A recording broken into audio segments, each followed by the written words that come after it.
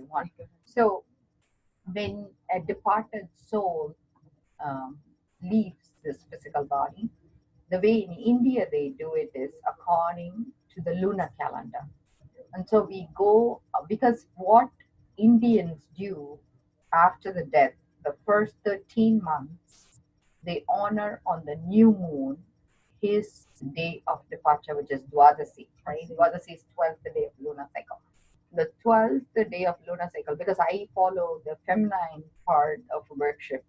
And so each day has a power. So the 12th day is Lalitatva. Tatva is unity of pureness. Lalita is about creating logistics for life. Okay, so that's the day his soul departed. And so on the new moon, the logistics of life, what his life is about, you can contemplate if you want to follow that type of. And like I said, you create like a sacred space the first month where the day of the week you light a candle if you want, you can sage your space. And then after the first month, it depends on your soul how drawn you are to continue that. You can keep it a monthly, you don't need to do it weekly, and then you spread it out. And after the first year, interestingly, we only celebrate the day of the birth for him rather than the destiny. Okay, so you intensely do the 1 year celebration. And for us, like it always is about feeding the departed soul. So we feed ravens, right? Like crows and stuff. So we will, whatever we eat, one little piece of whatever we eat, we leave it out for birds. Okay, so you can buy like a little butterfly feeders. So they will have like a little open plate, and you can put fruits and nuts and little whatever you eat. It doesn't matter. And then create a habit of drawing those birds, because that soul you're thinking of feeding, through them the energy will pass. So you're going to do the 1 year mourning, and after 1 year it's celebration. So you celebrate his life after the first year. After celebration, you don't remember the dead day, it's a live day. So when he was born, you're going to celebrate the birthdays from then on. And the birthday is not calendar birthday, it's the the tithi, like which is the which day of the lunar cycle he was born. So you would consciously focus on that month, that lunar cycle. So because physical calendar is a synthesis of time of life, because see, when I finished college, right, it took me 5 years. That is one moment in God's time, right? He doesn't think of it as 5 years, because that doesn't exist in the soul side. So for them, each is a phase. So what you're doing is you're celebrating the phase of his life each year. And even though it doesn't make sense, once in 13 months you celebrate that phase. It makes sense. Okay. So, but the only thing is, the soul on the other side wants to celebrate with us, and they want to know that we are still part of that celebration. So only thing we again do is food. What we do is we do a party, we invite people, we eat together. Because actually it's very interesting. I'm creating a space where it's a play place. It's called Gokul. Like I remember I told you Krishna was in the Gokul space where he used to remember he was in the foster home and stuff. So when all the kids played together, the avatar Krishna himself, the animals and birds and fishes in that area, when he eats and the crumbs falls from his hand, they would eagerly wait to eat it seems. So what the soul is looking for is, when we celebrate as a family, the crumbs that fall, the soul is waiting eagerly to eat. Because they want to know through you, hey, what did you learn? What was it your life is about? So everything goes back to nourishing the soul. How do you nourish the soul? It's not physical food anymore, right?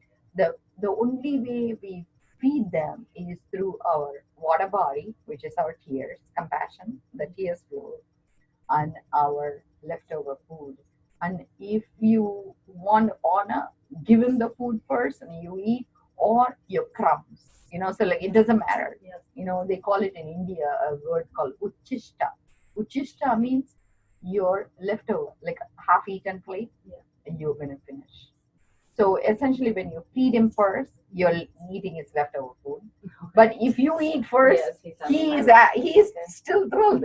Have you seen any sparrow complaining you didn't give them the first? No, but like what I'm saying is, it doesn't matter whether you put them first. Okay. They just want to be part of the circle. So the first year, if you honor this, you never look back and say, "I'm guilty. I didn't honor him." So if you do it with 100%, he is going to love that. Like I did it like for my mom another way. I did do the food and stuff because I love food, and I used to consciously buy a garment, kind of like to cherish my mom, and I'll give it to one of my friends to wear. It's like through her, I'm celebrating my mom. You can do it any other way. And then I also consciously fed people. And then my mom came in my dreams and she showed me how she was meditating with lots of souls. They were not speaking at all. They were like utter silence. So it was very interesting. So and then one day I didn't know it was her. It's so hard for me to recognize on the other side. And then she said, "Watch out for April 8th," she said. And I didn't know what April 8th was. It was eight night, which was like no 9 and 8/9. The 8 is magic, 9 is completion. So April 9th, that year she warned me. I went into this intense. I was in the hospital in the call room. I went into this intense space, like how they call it couch lock, similar to that. I couldn't even lift to my fingers. Like I was completely immersed. The way it felt was like a golden hug. She came and gave me a hug. I couldn't move anything except breathe. So insane. But you know what? It felt so loving. Like it didn't feel You warned threatening. me, but Because she gave me so much notice, so yeah. like that's the way the souls that's very, very highly evolved, they don't scare you. Because fear is not what they want to work with. They want to work with love. So the more you honor, they will understand how to reach out to you. That's why it's very important to share the food and crumbs and stuff, because they get you. And then when they come back to honor you, it's such a celebration. I was stunned. I was thinking, oh my God, that's the most beautiful thing she's done. And I was afterwards, getting freaked out still, right? I'm like saying, oh my God. So then one night I really couldn't sleep. I was so freaked out and I said, please, all the higher beings, help me. And then, you know what? I sent out like conscious requests to, be not afraid anymore. My friends, believe it or not, like next day morning, one girl who's in rehab therapy, she says she consciously could see me being scared, and she lit a candle on my behalf so I wouldn't be afraid.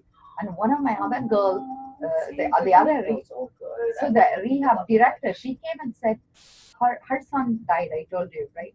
And she's the one who told me about lighting a candle. She said to me that her son said, your daughter is struggling. And he says, my daughter, because she really has another daughter. She calls me golden daughter. So she says she didn't know. And then finally she got it that I was in trouble. And she said she admonished any entity that was scaring me to go away. And so like next day morning, they all shared with me. So it works. It works when you send out the invite to have your higher beings to call out to you, because not only they help on the other side, they send out information to your neighborhood to say, hey, watch out for that girl. Go and talk to her. You know one thing that happened to me?